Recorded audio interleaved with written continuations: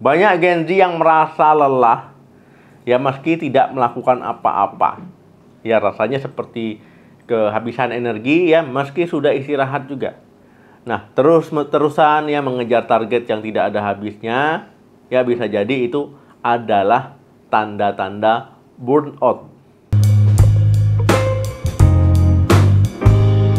Assalamualaikum warahmatullahi wabarakatuh. Halo teman sehat, ya jumpa lagi dengan saya Dr. Sadam Ismail.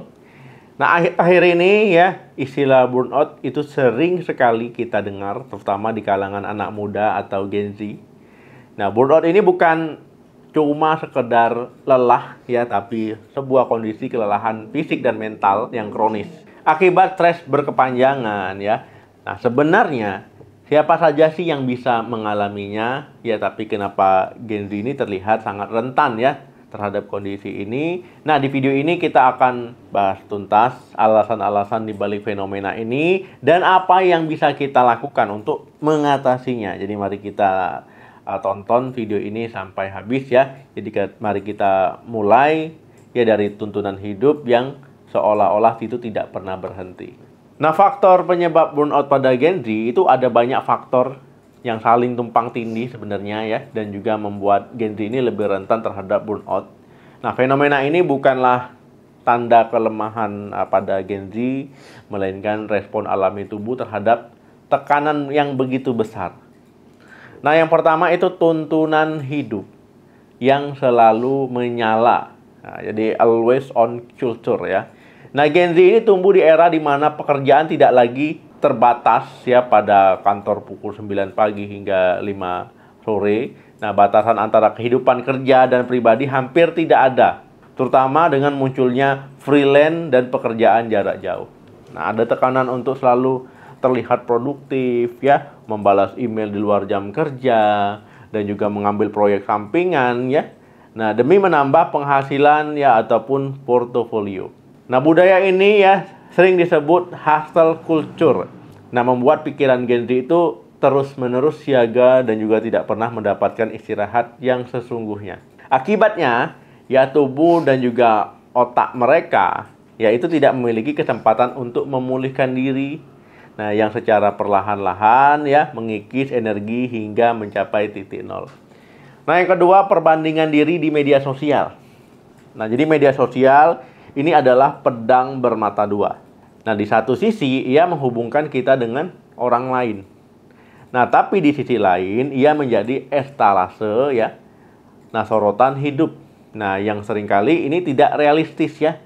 Nah, jadi Gen Z terpapar dengan sorotan hidup orang lain yang terlihat sempurna ya, memicu rasa tidak aman dan juga perbandingan sosial yang tidak henti-hentinya ya. Nah, jadi terdapat tekanan untuk terus-menerus memvalidasi diri.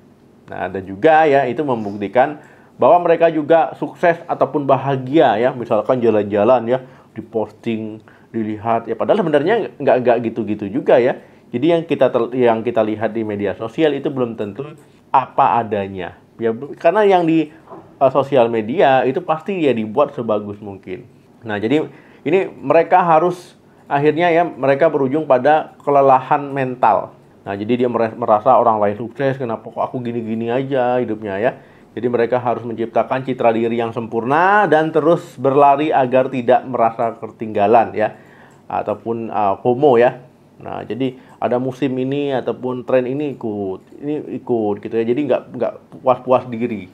Nah, yang ketiga itu ketidakpastian dan stres finansial. Jadi di tengah ketidakstabilan ekonomi global, jadi Gen Z ini menghadapi tantangan finansial yang jauh lebih besar dari generasi sebelumnya. Ya, biaya hidup yang terus melonjak, ya kemudian juga harga misalkan barangnya itu semakin tidak terjangkau, apalagi harga properti juga makin nggak terjangkau ya, serta kompetisi kerja yang begitu ketat, akhirnya menciptakan ketidakpastian besar tentang masa depan.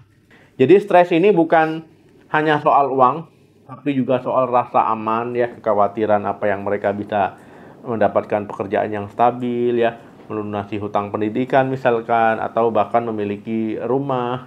Nah, menciptakan stres yang menumpuk ya dari hari ke hari dan juga terasa seperti berlari di atas treadmill tanpa tujuan. Nah, yang keempat itu kurangnya keterampilan mengelola stres. Jadi Gen Z ini seringkali dididik untuk menjadi kompetitif dan juga berprestasi, tapi jarang diajarkan tentang pentingnya istirahat.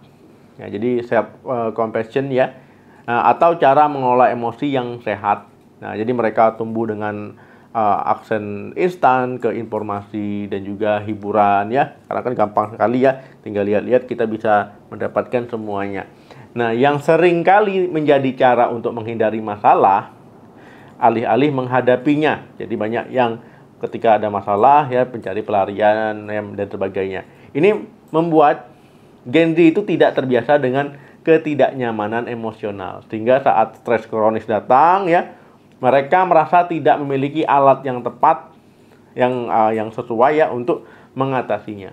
Nah, akibatnya banyak yang memilih untuk mengabaikan sinyal kelelahan tubuh sampai akhirnya mencapai titik ambang burnout. Nah, kesimpulannya, burnout ini yang terjadi pada Gen Z ya bukan tanda kelemahan, ya melainkan sebuah sinyal bahwa ada yang salah dengan sistem yang dijalaninya. Nah, ini adalah hasil dari kombinasi tuntunan karir ya yang tidak ada habisnya, kemudian tekanan media sosial ya, yang kita lihat di media sosial itu baik-baik saja ya, terlihat kemewahan, kenyamanan dan sebagainya. Nah, beban finansial juga dan kurangnya keterampilan mengelola emosi. Memahami penyebab ya, itu adalah langkah pertama untuk berani mengambil jeda, membangun batasan yang sehat dan juga memprioritaskan kesehatan mental kita.